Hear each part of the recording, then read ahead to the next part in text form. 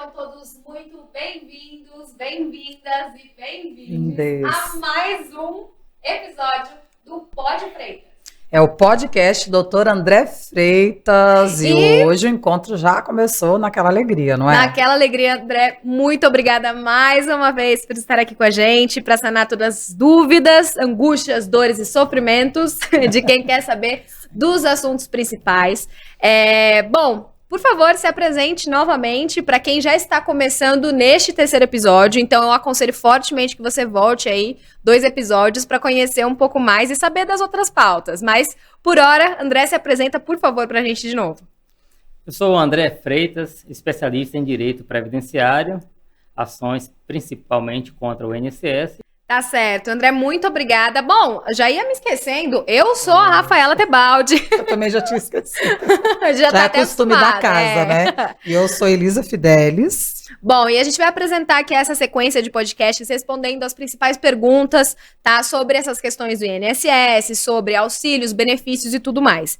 E bom, pegando aí o gancho do nosso último episódio, falando sobre os benefícios, auxílio doença, auxílio várias coisas, hoje a gente vai focar um pouquinho aqui no auxílio doença. E eu tenho uma pergunta, André, para começar já. Ela é um pouquinho longa, vou ter que dar uma lida, porque ela é bem... Pega a nossa colinha. Vamos lá, a nossa colinha. Inclusive, é importante lembrar que a gente abre esse canal, esse espaço, para que você que tem dúvidas, entre em contato também por e-mail, aqui nos comentários, tirando as suas dúvidas, entendeu? Mandando as suas perguntas. Exatamente. Nós temos aqui algumas também que foram selecionadas do último episódio até esse, para que a gente possa responder. Então, já a gente vai soltar aqui essas perguntas, vamos falar aqui com o André. Mas por hora, vamos lá, então? Vamos começar? Vamos. Bom, André, eu tenho uma primeira pergunta, que a gente estava falando sobre auxílio, sobre benefício no último episódio, e eu queria saber em relação ao direito ao auxílio-doença por incapacidade permanente por acidente comum na espécie 32. Esse assunto é complicado, mas vamos lá.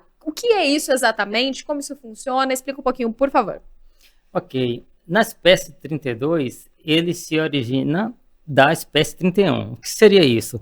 O auxílio-doença por acidente comum, que é aquele acidente que não ocorre dentro da empresa, ele recebe a numeração, uma espécie, que seria o número 31.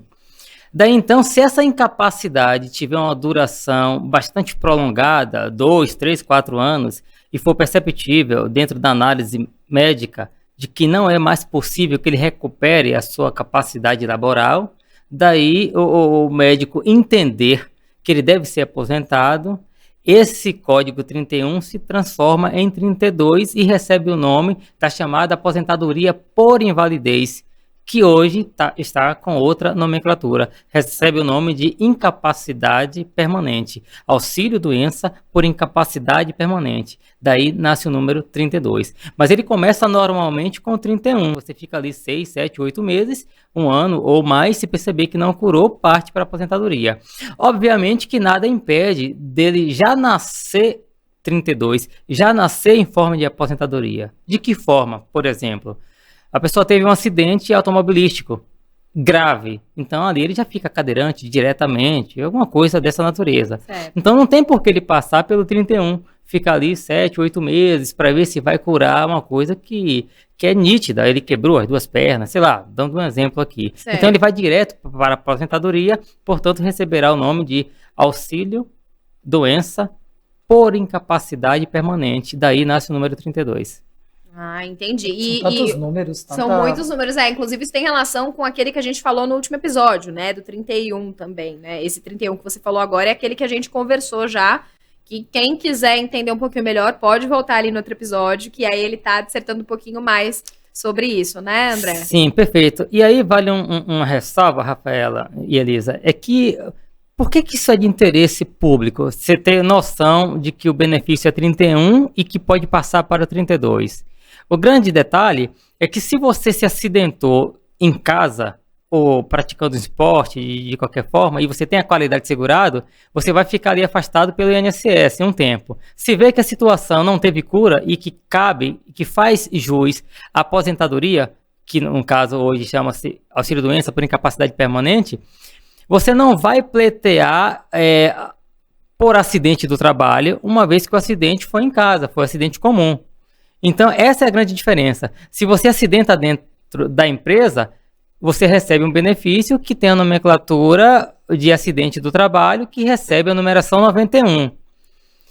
E o diferencial principal é que quem está pelo 31, cujo acidente ocorreu em qualquer outro local, ele não vai ter o direito ao FGTS e não terá também a estabilidade de 12 meses. Já quem se acidentou dentro da empresa vai receber a numeração de 91, que lhe dará direito tanto ao depósito do FGTS, como também a estabilidade de 12 meses. Então, não é algo banal você fazer essa diferença do 31 para o 91. Porque o 31 é um acidente de qualquer natureza. 91 se o acidente foi dentro do trabalho. Mas e aí? Um tem direito ao FGTS e a estabilidade, o outro não tem. Daí a importância de se ter noção disso. E a importância de ter um advogado à frente, né? O legal é que ele ensina de um jeito que a gente entende com facilidade. Exatamente. É Olha, dá uma aula pra gente. Exatamente. Se eu lesse isso sozinha, eu ia falar, meu Deus, quanto número.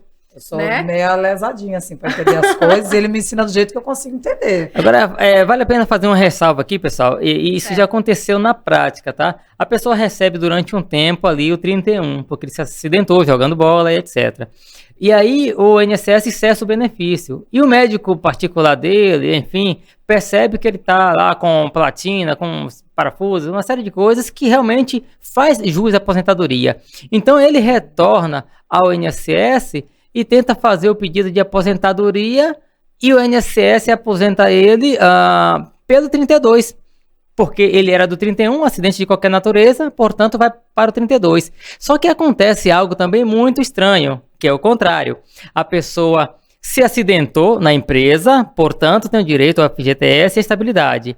Só que ele fica 6 ou 7 meses ou um pouco mais afastado. O INSS cessa. Quando ele retorna ao INSS para tentar reaver o benefício, já em forma de aposentadoria, o INSS migra ele para o 32, como se ele tivesse vindo do 31. Aí se faz necessário de que ele tenha conhecimento. Opa, eu não quero me aposentar pelo 32 não, porque meu acidente não foi comum. Sim. Meu acidente foi dentro da empresa. Então eu quero me aposentar pelo 92, que é a aposentadoria por incapacidade oriundo do acidente de trabalho, que além da aposentadoria, ele terá as verbas dos 12 meses de estabilidade. Então, essa diferença, esse conhecimento de um e de outro, implica diretamente em questão de valores, né? Sim. Mas e uma dessas assim, que acontecer, a pessoa tem que ter um advogado, tem que ter aquela pessoa, porque sozinho como que a pessoa vai falar isso, não tem? Sim, quando ele procura o INSS, tem todas aquelas nuances que nós comentamos no outro episódio, né? Até sim. Onde vai o interesse do INSS em dizer, olha, nós vamos te aposentar aqui por acidente do trabalho, na vez que você possui a CAT, que é comunicado de acidente de trabalho, portanto, comprova que o acidente foi do trabalho. Sim. Deveria ser assim. Lamentavelmente, na prática, não funciona dessa forma. Na prática, o colaborador, o segurado, comparece ao INSS com a CAT, que é o comunicado de acidente de trabalho, provando que houve efetivamente o acidente do trabalho. Portanto, isso vincula o INSS a aposentá-lo pela aposentadoria ligada a acidente de trabalho, que recebe a numeração 92. Mas o INSS, ninguém sabe por que razão específica, aposenta ele sim, só que pelo 32, deixando ele totalmente vulnerável a não receber 12 meses. Aí sim entra essa questão. Sim. Quando ele procura um advogado, o advogado, sabendo de todo esse joguinho, não vai deixar ele à mercê de se passar por algumas questões, até de equívoco do INSS. Se o INSS faz por equívoco ou por expertise e interesses da própria União Federal, aí é outra questão. O fato é que, se ele tem um advogado à frente para dirimir isso via judicial, com certeza ele não vai ser enganado de forma alguma. Certo, e só para ficar claro, só para a gente diferenciar, quando você fala acidente comum, é quando a pessoa se acidenta fora da empresa, é isso? Só para a gente deixar isso claro. Então, acidente comum é quando a pessoa sofre com acidente em casa, na rua, não tem necessariamente a ver com o trabalho, certo? Perfeito. Então, só pra gente entender as nomenclaturas, tá, gente? Pra ninguém se confundir porque depois. senão acaba se É, confundindo. exatamente. Até porque, se não for comum, entra numa categoria, se for comum, entra em outra, né? Uhum. Tá, Ó, muito tá bem. vendo? Então, Bom, Elisa, eu acho que a gente podia já abrir as perguntas do pessoal de casa. O que você acha? Você não Eu quer dar acho uma olhadinha ótimo, aí eu tô pra com o celular gente? aqui já ligadinho aqui, ó. Maravilha. Que eles estão mandando, gente, ó. Essa pergunta que a pessoa fez aqui com a gente é uma pergunta muito legal, porque, assim, nem eu sabia disso. Nem eu sabia. E, na verdade, foi até um homem que mandou essa mensagem perguntando, foi o Daniel, e ele é aqui de São Paulo, da Zona Sul. Aí ele mandou perguntando assim, eu ouvi falar que o pai também pode receber salário maternidade. Isso é verdade? Então aqui a gente já vai migrar para outro assunto, Sim. né? Agora já falar sobre auxílio maternidade, é isso? Isso. Então- Esse pai manda esse... Ok, então é corriqueira essa pergunta, Sim. inclusive, e muito bom, Sim. interessante para que a sociedade possa aí, ter acesso. O salário maternidade, genuinamente, em tese, é direcionado para a mulher, mas em lei não tão recente assim, já foi pacificado de que o homem pode ter direito. Não é que ele tem, não é algo estanque. O homem tem, ponto. Não cabe discussão, não é bem assim. Ele poderá ter. Aí depende de alguns requisitos que ele precisa preencher. Ok. Quais requisitos? Falecimento da esposa ou da mãe, da criança, do parceiro, do cônjuge. Na vez que ela foi a óbito e a criança está ali sob cuidado do pai, aí sim, ele tem direito ao salário maternidade. Outro ponto é quando o pai adota. Uma pessoa, um homem, sim. adotou uma criança. Certo. Se ele tem a qualidade de segurado, ele faz jus ao salário maternidade. Ou em caso de adoções, ou guarda judicial para fins de adoção. Que interessante. Você sabia disso? Não imaginava, não. Nem eu. É porque a gente ouve, né, salário maternidade. Sim, A gente já acha que, né, tem a ver ali total com a mãe. O que entra numa outra discussão, né, gente? Essa questão ali E da assim, igual na responsabilidade da pandemia, criança. infelizmente, muitas mães foram embora, infelizmente. Na pandemia que a gente teve, tive verdade. uma conhecida, inclusive, que ela estava grávida, e eu fiquei sabendo depois pela rede social dela. Então foi muito triste tudo isso que aconteceu. Vi várias reportagens que mostrou também o pai cuidando das crianças, né? Nessa questão também que você está falando. Então é muito legal explicar, porque é aquele pai, né, que está em casa, que não sabe, já vai correr atrás dos direitos para poder. Muito E bom aí, saber. nesse caso, é bom também ele ter alguém para correr junto com ele, Uhum. né? No caso, um advogado para estar junto, não é isso também? Perfeito, perfeito. O que ocorre é que o número de negativas acaba sendo grande. Isso é algo sabido por todos, né? Isso não é novidade. Então, na vez que você tem a negativa na mão, você ainda tem uma chance, que é clamar ao judiciário. Ainda bem que nós temos uma segunda chance, né? Então, Nossa, e puxando o gancho disso que Sim. você acabou de falar sobre as negativas, quais os principais motivos para as negativas do salário, maternidade ou outros benefícios? Por que né, eu sei que a gente já falou um pouco sobre, né, os cofres públicos, enfim, o interesse ali do INSS, até onde vai ou não, o interesse em auxiliar, mas por quê? O que pode, quais são os quesitos ali mais, né, que você pode nos especificar que levam a essa negativa, alguém que está solicitando algum benefício? Essa negativa, ela até tem em grande proporção ser algo assustador. A gente pode notar o seguinte, Rafaela, nós temos aí um número até expressivo de escritórios de advocacia no âmbito previdenciário. Aí a pergunta que fica no ar, por que o INSS é réu em centenas de milhares de processos? E é réu, na grande maioria, perdendo a causa. A vitória acaba sendo do segurado. Então é um pouco estranho isso, Sim. né? A gente percebe que, muito provavelmente, há um interesse governamental da própria União Federal. Porque se ela negasse de forma injusta, não haveria tantos processos e vitoriosos. Porque haver muito processos, ok. sim. Negou, é direito do cidadão ingressar com ação judicial. Só que no final do processo ele perderia a ação. Mas não é isso que se vê na prática. A gente vê um número expressivo, aí não tem como precisar, mas talvez na casa de 80% para mais dos processos são vitoriosos em favor do segurado. Então, se for vitorioso, fica subentendido de que a negativa foi de forma indevida e justa. Então, existem negativas com várias alegações. Podemos citar uma aqui. CAD único. O CAD único, ele é um instrumento de identificação e caracterização da real necessidade de situação financeira daquela pessoa. Sim. Vai verificar a questão socioeconômica, se a pessoa vive de fato ou não em um estado de vulnerabilidade social, chamado também de extrema pobreza, que nós comentamos no episódio anterior.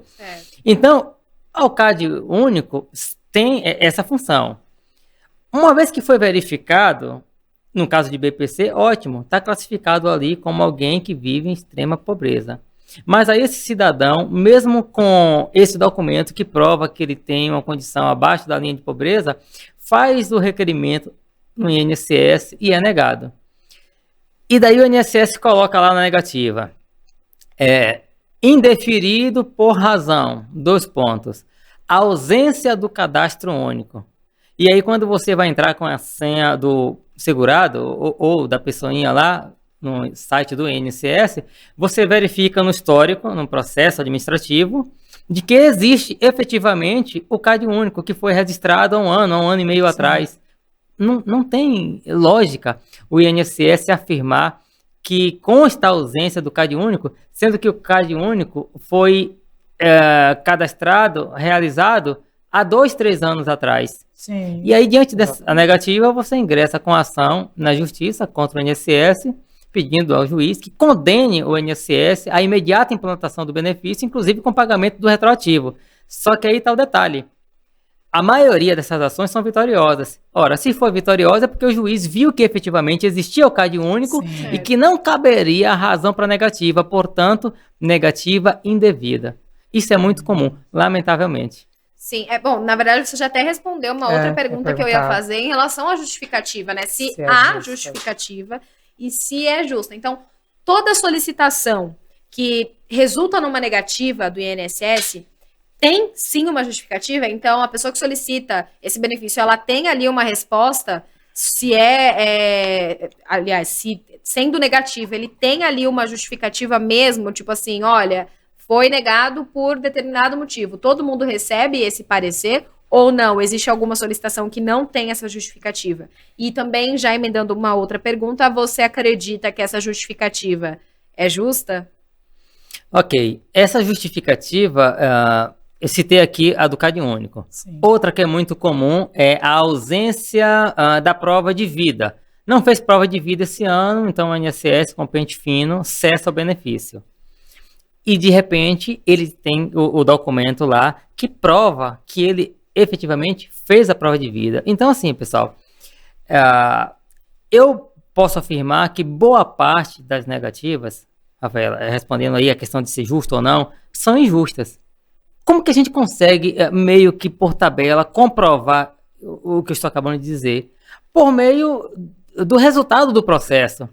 Você tem aí 100 processos contra o INSS por meio de suas negativas, seja alegando a ausência de prova de vida ou ausência do CAD único.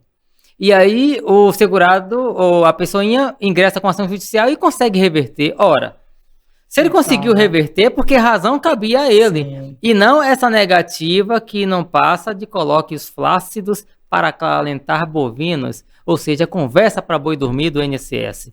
Então, são milhões de processos contra o INSS. Nós não estamos falando aqui de 10, 20 processos, não. 10, 20 processos nós recebemos, muito mais que isso, quase que cotidianamente em nosso escritório. Nós discutimos de forma bem esmiuçada no episódio anterior sobre a questão do morador de rua. Isso é um problema social muito grande. Terrível.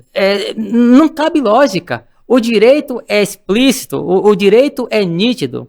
Mas aí, se você não procura alguém para te auxiliar, e esse alguém costuma ser um advogado, é como se o seu direito tivesse impedido de vir até você. Esse é o Brasil em que vivemos, mas eu espero por um Brasil melhor, né? A esperança não pode morrer. Nossa. Há um acesso livre à justiça, ao poder judiciário. Mas em contrapartida, essa questão que a Elisa colocou, a pessoa tem um acesso livre, mas não tem ali o valor para pagar o advogado. Sim. Claro, nós temos aí a figura da Defensoria Pública, mas a Defensoria, ela tem lá as suas qualidades, tem a sua atuação. Mas imagine, o quantitativo da Defensoria é muito reduzido comparado à população. O Brasil cresce Muita de gente. forma desenfreada. Sim. Né? Não existe controle de natalidade. Nós estamos aí próximo de 220 milhões de habitantes. Imagine, será que a Defensoria tem um quantitativo suficiente para atender todo esse pessoal que está abaixo da linha da pobreza, que necessita do serviço dele? De quanto tempo? 6 meses, 1 ano, 2 anos, a pessoa vai estar praticamente passando fome, esperando a vez de ser atendida pela Defensoria, que por sua vez tem até a boa vontade, mas não adianta 5, 10, 15 pessoas, não sei quantas pessoas tem em cada ponto ali de Defensoria Pública. O fato é que não dá para atender, a demanda é grande. E aí os escritórios particulares têm essa questão, né? A pessoa não tem o dinheiro ali para pagar o advogado. Claro que o advogado, o escritório que tem aquele sentimento de fazer pelo menos um pouco de um social, faz. Sim. A gente também não pode obrigar os escritórios a fazerem isso. Sim. O nosso tem essa responsabilidade, não é por força de lei. Nós não somos obrigados a fazer, nós comentamos isso até. Também. Né? Mas nós procuramos, de alguma forma, cooperar com o nosso país. Né? Uma das coisas que nós fazemos é isentar o cliente de qualquer pagamento inicial. E isso no âmbito previdenciário. Eu digo isso porque nós também atuamos no âmbito civil e trabalhista. Então, no âmbito previdenciário, ele só paga no êxito do processo e se ganharmos a ação. Se não ganharmos, a pessoa não paga nada, ela está isento. Isso é uma questão muito ligada ao social. Ora, a pessoa não tem condições mal para se alimentar. Procura advogado. Então. O escritório não consegue ter o êxito no final da ação, que é a sentença ali favorável. E a gente vai cobrar X ou Y, uma pessoa que mal tem o que comer. Eu não vou dizer que isso é injusto, porque trabalho é trabalho. Sim. Tem advogado que cobra, parcela até de 10 vezes, e a pessoa vai pagando aos pouquinhos, tirando da onde ninguém sabe. Eu respeito o ponto de vista de qualquer escritório. Cada um tem a sua forma de gerir, assim como eu tenho a forma de gerir o meu, o nosso. E nós temos essa política. Cobramos no final do processo, se ganharmos. Se não ganharmos, tranquilo, não se paga nada. É justo, é tão bom, porque falta tanto, né? Sim, sim. Isso Empatia, para empatia, se colocar no lugar, entender, ainda mais o país que a gente vive, o Brasil que a gente vive. Exatamente. André, eu tenho uma curiosidade. Sobre esses processos que você, seu escritório costuma pegar em relação à previdência e tudo mais, já aconteceu em algum momento a pessoa que está solicitando ali algum trabalho, enfim, processando o INSS, e que você acredita que esse processo cabe ali mesmo, é uma causa justa, que aquela pessoa tem direito àquele benefício que foi negado pelo INSS, mas que a pessoa venha desistir do processo? Isso já aconteceu? Sim, sim. A pessoa do nada meio que segue conselho de algum outro amigo. Olha, esse negócio de justiça não tá legal, isso vai sujar teu nome, o teu nome vai pro Serasa, SPC, nada a ver, absolutamente nada a ver. Muito importante. Mas tem pessoas que acabam indo por coisas que ouvem, né? Sim, seguindo, sendo guiado por todos os ventos de doutrina. Uma coisa não tem nada a ver com outra. Então ele chega para o advogado e diz: olha, doutor, não quero mais andar com esse processo, eu vou dizer que meu nome vai ficar sujo no SPC, no Serasa. Então, até você convencer que uma coisa não tem nada a ver com outra, que isso não existe, nem sempre você convence. De repente, ele já chega no escritório com essa decisão. Sim. Eu quero parar com o processo.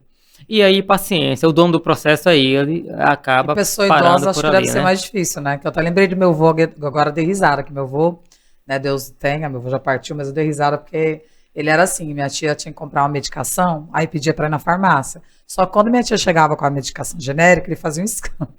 E falava para ela que aquilo lá não prestava, que ele tinha que trazer aquela com a cor tal, com o nome tal. Aí ela tinha que ir lá e pagava o triplo do preço. Enquanto não trazia aquela, ele não aceitava. Então tem muito isso, né? Tem Eles, muito quando disso, colocam uma tem. coisa na cabeça, que alguém fala, eles acreditam. E nesses casos, a gente faz ali uma petição Sim. informando para o juiz que a parte autora vem perante Vossa Excelência desistir do processo não e adianta, tal. Enfim, a gente faz a petição e o processo fica por ali. Claro que houve toda uma demanda, né, de uma equipe ali do escritório que se moveu. Isso não é muito interessante para o escritório. Mas, por outro lado, tem que fazer. Não né? tem Não muito o tem que o que fazer, fazer. né? Nesse caso, acho que não dá nem para insistir Não muito, dá. né? Até respeitar ali o espaço, a é decisão. o ofício do né? ofício, né? Acontece, com certeza. Na hora a gente fica até meio assim, mas depois que passa, igual no caso do meu avô, dá até risada, né? Porque a gente fala brava, mas agora Não, mas infelizmente, né? Acho que todo mundo...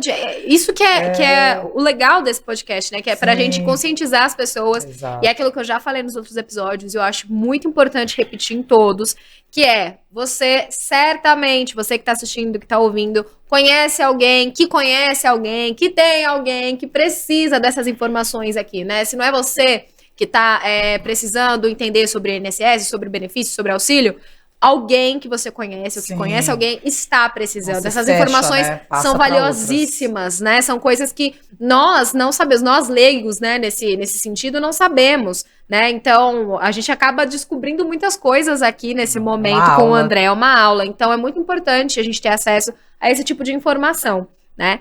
E, bom, acho que a gente Tem mais uma pergunta que eu queria voltar um pouco, que eu não fiz naquele momento. Com certeza, vamos lá. E até peço desculpas por não ter feito, porque a gente fala tanto aqui, né, que eu acabo atropelando às vezes, mas é assim mesmo, faz parte, né, gente? Importante que o pessoal tá entendendo em casa, né, gente? Tá rindo de mim assim, mas tá entendendo, né? Sobre o salário maternidade, eu gostaria de perguntar sobre os casais homossexuais, como funciona nesse caso, porque no caso deles tem muito filho adotivo também, né? Então eu queria saber como que funciona. Ok. O salário maternidade, na questão de os casais homossexuais, não vai haver diferença, ok?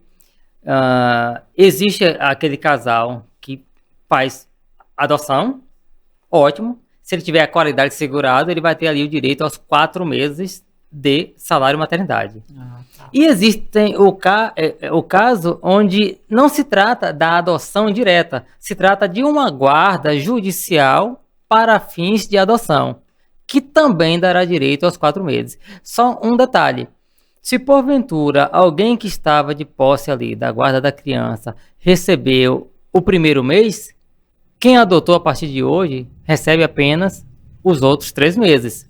Porque são 4 meses de salário maternidade.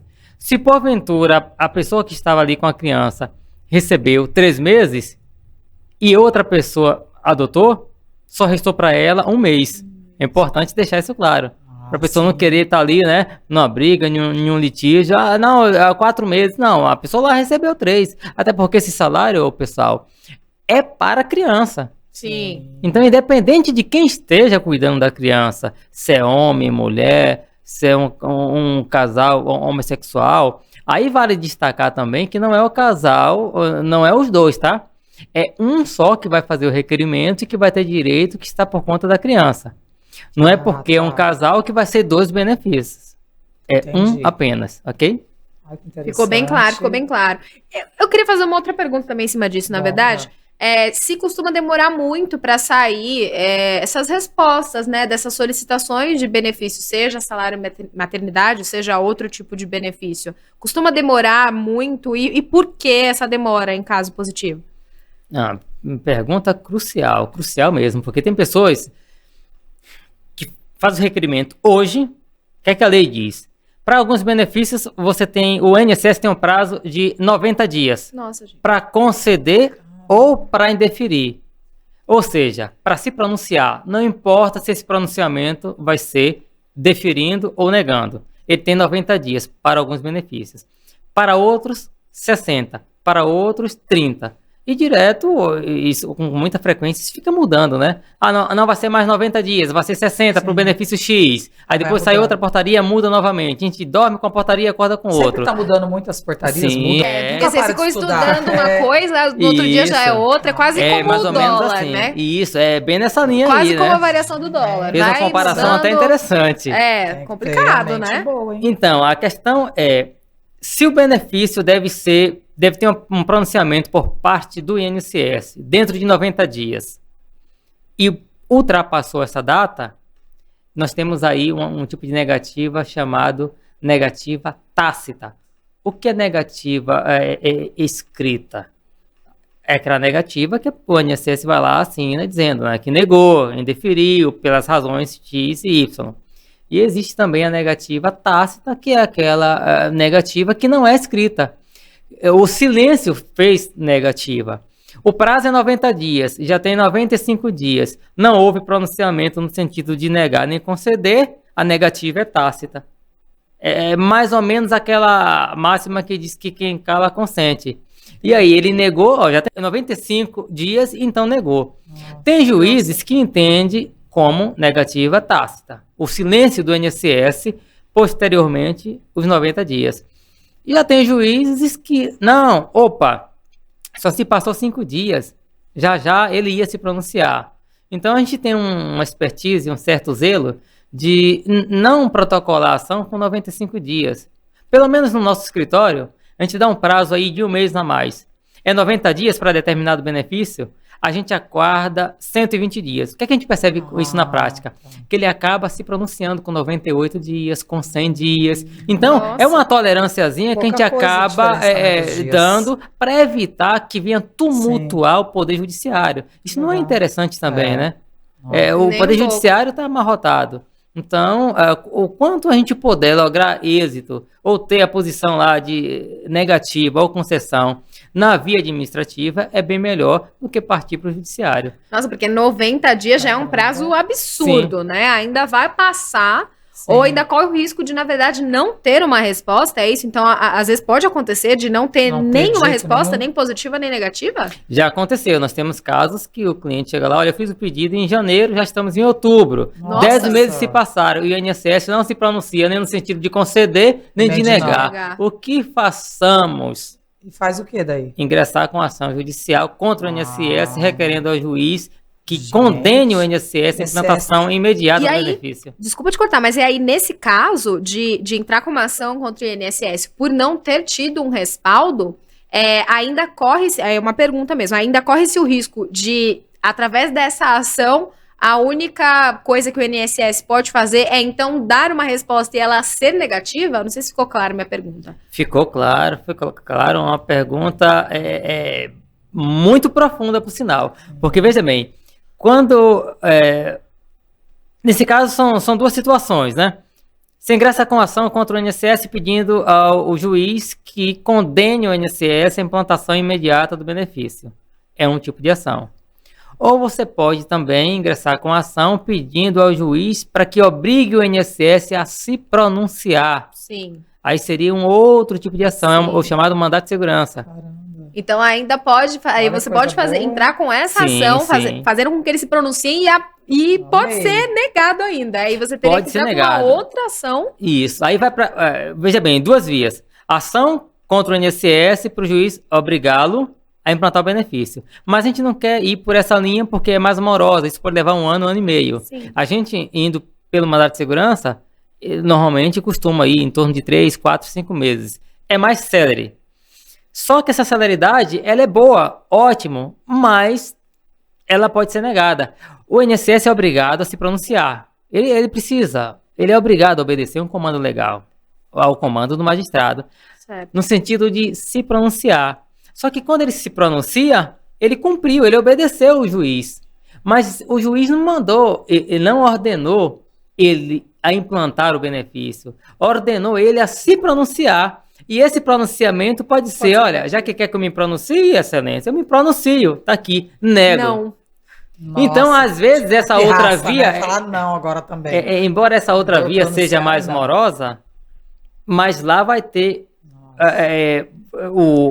o cliente, ele vai ser exposto a uma avaliação médica para avaliar a questão dele. Sim. Se for BPC-LOAS, vai ser avaliado as questões socioeconômicas. Quer dizer, é mais moroso, mas você faz um pedido específico que é da implantação. Enquanto o mandato de segurança não. Não há pedido para implantação, há pedido para o pronunciamento, que pode Sim. ser não. Ou seja, quem vai decidir se concede ou não no pronunciamento é o INSS. Já por essa outra via, não. Quem vai decidir é o juiz. E aí o juiz é dotado de total imparcialidade. Certo. Pelo menos deve ser, né? Entendi. Nossa, tá respondido. Mas, Gente, nossa, mas é muito todo tempo, né? uma- Tudo. né? Vou dar uma volta no mundo pra... Sim, esses O negócio dá processos certo, são é muito trabalhoso. lentos, né? Você acredita, você como advogado acredita que num futuro próximo ou distante, esse tipo de ação, né, contra o INSS, em relação a todas essas questões que nós já falamos, sobre negativa de benefício e tudo mais, ou ausência de resposta, você acredita que futuramente isso pode talvez se tornar um processo um pouquinho mais rápido, um pouquinho mais adiantado? Fácil também, né? Porque, nossa, é muito complicado, né? Se a pessoa está solicitando o benefício, ela precisa de imediato, Porque né? as pessoas Se ela falam, sofre um nossa, eu tô acidente, implorando, pra eu tenho que agora. estar morrendo, eu tenho que estar, né, passando fome. As pessoas falam muito sobre isso. É possível isso? Você acredita que existe um jeito para que isso seja mais adiantado? Isso tem a ver com o quê? Isso tem a ver com a quantidade de profissionais que existem? Isso tem a ver com o INSS direto? O que pode ser feito? É perfeitamente possível, sim. Agora tem a questão da vontade política, né? A vontade de fazer. A vontade ligado ao amor à sociedade, ao amor ao cidadão, que é gente como a gente, não há diferença. A Constituição deixa isso muito claro. Na letra tudo é muito bonito, a questão é na prática. É perfeitamente possível, Rafaela e Elisa, principalmente com o advento de toda a tecnologia. Hoje você faz a audiência ali da sua casa, do seu escritório, ou de algum coisa local. Que nem imaginava antigamente, sim, né? Exato, nem se imaginava. Isso tudo deu uma celeridade absurda. Agora, entre os benefícios que a tecnologia nos propicia e a vontade de fazer, existe aí um espaço bastante gigantesco, né? É preciso ter a vontade. Você tem aí juízes que consegue ter em sua carteira ali mensalmente uma quantidade de sentenças grandiosas, outros bem menor. Existem juízes que são bem mais produtivos do que outros, não sei dizer a razão, mas uns produzem mais que outros.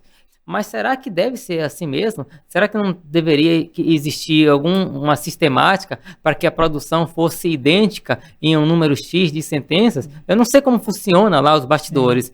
Será que não precisa aumentar a quantidade de juízes por meio de mais concursos públicos? Alguma medida a União Federal precisa tomar, isso é fato. Com certeza. Então, em suma, eu acredito, isso é um sentimento meu, que a ausência de vontade política. Eu acho que aí também um sentimento meu, acho que se houvesse a mesma rigorosidade que há para controle dos cofres públicos, acho que a gente conseguiria adiantar muita coisa, mesmo que com o acesso que a gente tem à tecnologia hoje, isso é possível acelerar muitos processos. Entretanto, a gente tem pessoas em vulnerabilidade social, outras pessoas que não têm acesso à tecnologia, não teria como, por exemplo, participar de uma audiência online, não tem meios para isso. Então, acho que a gente podia separar, né? Eu acho que os responsáveis por essas questões podiam pensar numa forma de trazer essas audiências presenciais para aqueles que não têm acesso e para todos aqueles que têm acesso, talvez fazer isso de forma remota, não sei. Isso, é uma possibilidade, não é? Isso, sem dúvida, por meio até de mutirões. Quando o governo quer, perceba que faz mutirão para isso, mutirão para com certeza. Comercial, faz tanta coisa. A negativa dos benefícios para controle dos cofres públicos funciona muito bem. Sim, muito bem. Né? Muito então, bem. Se tivesse essa rigorosidade para conseguir fazer com que outras coisas funcionassem, e assim, a gente estaria numa sociedade muito mais avançada. Ouvi, principalmente em reportagem também, não sei se já aconteceu no seu escritório, mas é muito triste acontecer, pessoas que pediram benefício, que ficaram aí esperando, até faleceram sem conseguir, e passando uma dificuldade horrorosa, e muitas coisas. Já aconteceu o caso assim no seu escritório? Sim, aconteceu. Que é triste demais aconteceu. Isso. Por diversas vezes a gente faz uma petição informando que o autor veio a óbito, etc. e tal. É triste, porque por mais que não queiramos nos envolver emocionalmente, nós não somos feitos de pedra, né? Nós somos seres humanos, então a gente está ali lembrando que há uma semana conversou com o cliente presencialmente sobre a situação dele, e de repente ali ele vai a óbito, e nós pedimos na petição urgência, foi pedido uma tutela de urgência, e o juiz, em seu despacho, se pronunciou dizendo que entende que aquilo não cabe uma tutela de urgência, por isso estaria negando. E aí, com uma semana, o cliente vai a óbito. Muito absurdo isso. Complicado, muito né? Triste. E aí, quando vai a óbito, não fica para a família, porque não concedeu, então... Depende. Em casos de pensão por morte, você tem aí o retroativo que vai ficar para os herdeiros. No caso de BPC, aí ainda há uma discussão muito grande, porque a origem do BPC difere da origem da pensão por morte. A pensão por morte teve uma contrapartida, a pessoa contribuiu com o INSS, foi a óbito, portanto, gerou a pensão por morte. Já o BPC não, ele é uma espécie de um favor que a União Federal dá para aquele que não tem condições de manter a sua subsistência. Não é uma contrapartida. Ali é um favor que a União faz. Até por conta da Constituição Federal. Já a pensão por morte não. É eu tomar lá da cá. Olha, eu contribuí. Se porventura eu falecer e deixar lá uma criança, 10, 11 anos, enfim, ele tem direito à pensão. Queira ou não, vai ter direito. Porque a pessoa contribuiu. O BPC não houve contribuição com o BPC. Ele apenas foi identificado pelo Poder Judiciário que se encontrava na real condição de extrema pobreza e aí lhe concede o BPC. Tanto é que o BPC não existe nem 13º, porque ele não tem caráter salarial. Por essa razão é que o BPC não tem 13º, diferentemente de qualquer outra aposentadoria. Qualquer outra não, porque o BPC efetivamente não é aposentadoria. Vale ressaltar aqui, pessoal, e eu acho que isso vai agregar valor. O BPC, ele não é um benefício do INSS. Ele é administrado pelo INSS. Isso aí pouco se fala, pouco se comenta. Eu acredito que quase ninguém saiba disso. A gente falou muito sobre o BPC no último episódio e ainda não tinha entendido isso. Ele é um benefício de prestação continuada. LOAS. Lei Orgânica de Assistência Social. Ele é uma assistência social que o governo dá, entre aspas, né, dá de graça para a pessoa. A pessoa não contribuiu, não existe contrapartida. O governo dá de graça a todo aquele que preencher os requisitos, 65 anos ou mais e provar o estado de total vulnerabilidade social, ou aquele que possui uma deficiência que o incapacite para exercer a sua atividade laboral e que prove também a vulnerabilidade. Certo. Do contrário, não. Então, ele não é um benefício do INSS. Ele apenas administra esse benefício. O INSS foi-lhe dado a incumbência de administrar esse tal benefício. É importante ficar claro isso, tá? Sim, não, com certeza. Agora ficou bem claro. É uma super aula. Fala, tem mais coisas pra falar. Pois é, mas agora a gente vai deixar pro próximo episódio. E esse a gente nem fez as brincadeiras. Não tem problema. A gente tá mais sério um pouco, né? Porque esse assunto aqui é sério. Muita gente já começou com um monte de número, né? Mas no próximo episódio eu vou pedir até...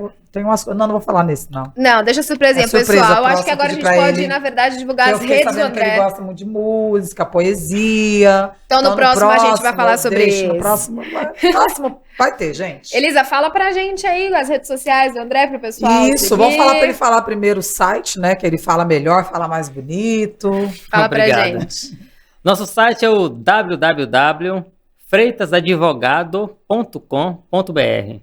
E olha, gente, o Instagram tá aqui na caneca maravilhosa, que é o André Freitas Advogue, tá bom? Então, ó, segue lá e ter que mandar a caneca pro pessoal também que tá em casa. Logo a gente vai divulgar os nomes, né, que vai mandar. Começa a mandar um pouquinho, depois vai aumentando e assim vai indo, gente. É isso mesmo, gente. Muito obrigada. Muito obrigada por quem participou, por quem enviou a pergunta aqui para nós. Muito obrigada. Inclusive, pode continuar enviando, a gente vai ter mais episódios para responder a sua pergunta. Certamente a gente vai conseguir esclarecer aí suas dúvidas. Então, também, se você quiser saber um pouco mais sobre BPC LOAS, enfim, todos esses assuntos de auxílios e benefícios, volta lá desde o primeiro episódio, que tá tudo explicadinho pelo Dr. André. Né? E é isso, muito obrigada pela sua audiência, muito obrigada por estar aqui com a gente de novo, André. É sempre muito maravilhoso, é uma aula maravilhosa. Cada vez melhor, né? Cada vez melhor. Exatamente, é isso, muito obrigada, gente. Até a próxima.